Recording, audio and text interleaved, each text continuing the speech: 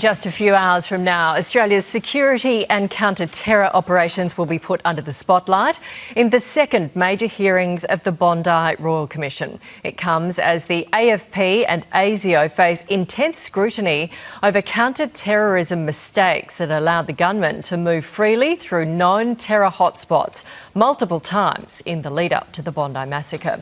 Now, urgent questions are mounting over our readiness to prevent terror attacks in this country.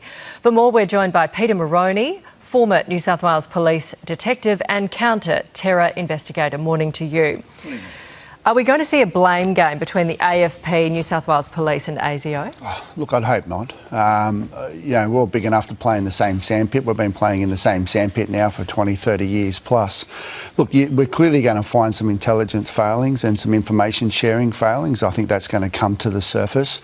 But I think now for each of them and respectively own up to it, accept what you've got to do, because the Australian people are going to rely upon you to be able to cooperate and investigate together. OK, let's look at these claims in the Daily Telegraph newspaper this morning. The AFP and Border Force apparently knew that the gunmen's travel was to hotspots, not only the Philippines, which we knew about, but to Uzbekistan, which is a gateway into Afghanistan.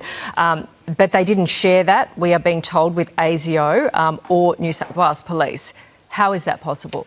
That's a very good question, and let's hope that the Royal Commission can get to the bottom of that this week. How much we get to know as the public, I think over the coming weeks is going to be limited to a degree, because we still have the criminal trial that is potentially still pending for the remaining shooter. But it's a big gap. From an investigative viewpoint, knowing the travel patterns and particularly knowing if they're going into key areas would help me, for example, then formulate other views and put into place other strategies to get ahead of them so we can see what they're up to. Would that have stopped the massacre? Well, great question. Look, it's really hard to say, would that one piece of information or intelligence stop it? On the surface, you'd probably say no.